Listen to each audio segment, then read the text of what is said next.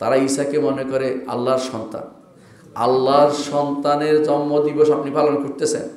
আপনার মতো কি বলবো, আপনাকে কোন শ্রেণীতে ফেলবো আমি জানি না।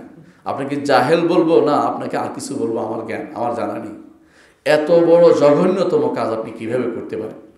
একটার পর একটা পর্ব, শয়তানি পর্ব মানুষ আবিষ্কার করে। খ্রিস্টানদের মিথ্যাচার, খ্রিস্টানদের মহা মিথ্যাচার। কারণ আপনারা ভালো করে জানেন ঈসা আলাইহিস সালাম তার জন্ম এই দিনে হয়নি। তারপরে তারা এই দিনটাকে তারা বানিয়ে নিয়েছে, তৌফিক করেছে এটাও তারা। অর্থাৎ আশেপাশের বিভিন্ন জাতির যে মূর্তির যে আবাদত, মূর্তির পূজা করতো তারা, সেইগুলিতে তারা এই দিনটাকে মহা উৎসবের দিন মনে করত।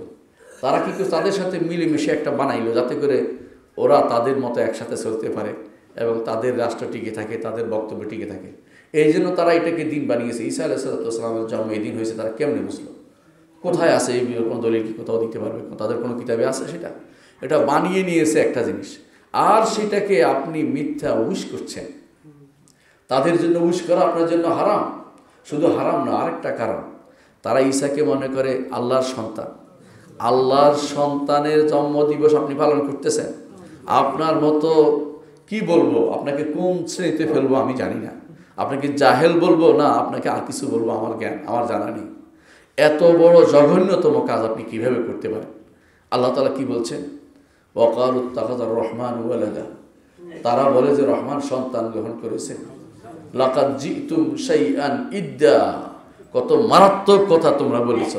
তাকাদু সামাওয়াতু ইয়াতাফাত্তারনা মিনহু ওয়া তানশাক্কুল আরদু ওয়া তাখিরুল জিবালু হাত্তা আন দাউ লিররহমানি ওয়ালাদা।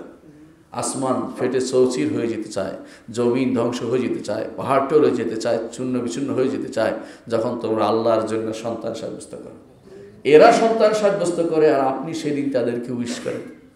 আপনার কি বিবেক কি আল্লাহ কিছু রাখেনি? নাকি আপনি ঈমানদার থাকতে চাচ্ছেন না? ঈমানদার থাকতে হলে তাদেরকে কোনো উইশ করতে পারেন না। এই তো গেল একটা শয়তানি গেল।